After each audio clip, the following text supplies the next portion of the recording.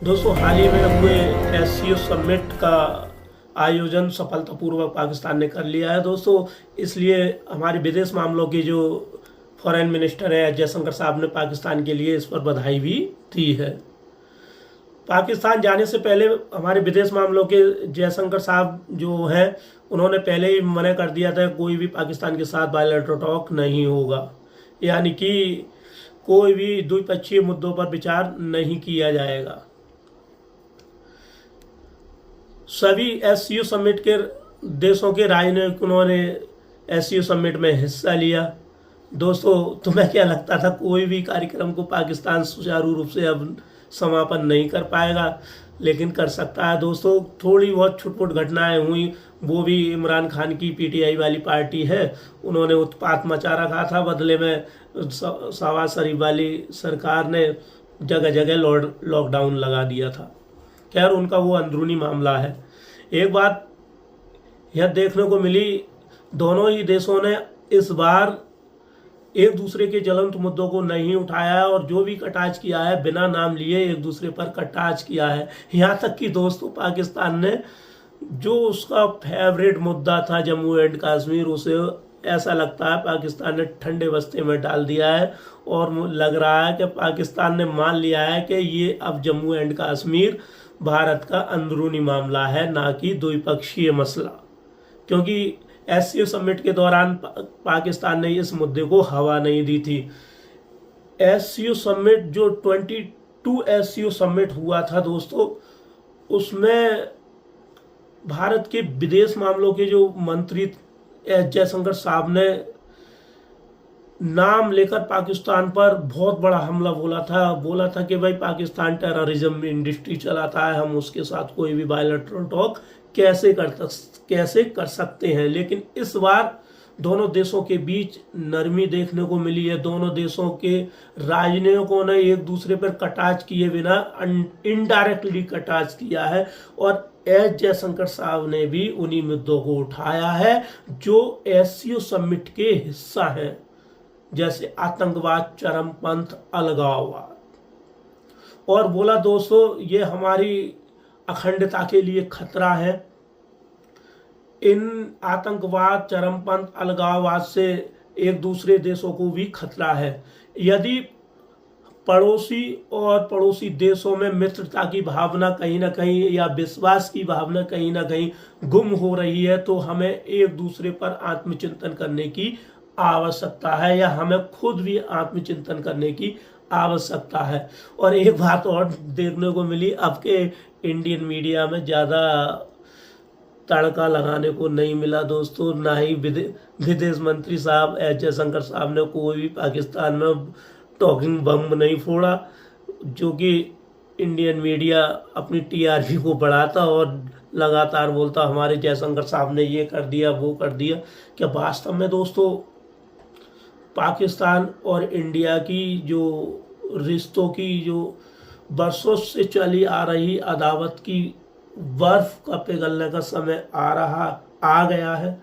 क्या वास्तव में दोस्तों बायलैटरल टॉक की जमीन तैयार की जा रही है कहीं ना कहीं? क्या दोनों देशों के बीच कुछ नरमी देखने को मिली है?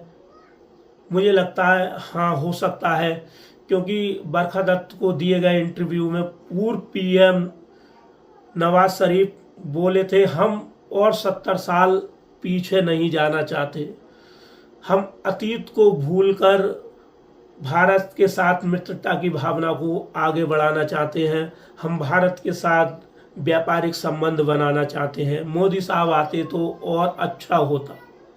ये थे नवाज शरीफ के बरखा दत्त को दिए गए इंटरव्यू में बयान।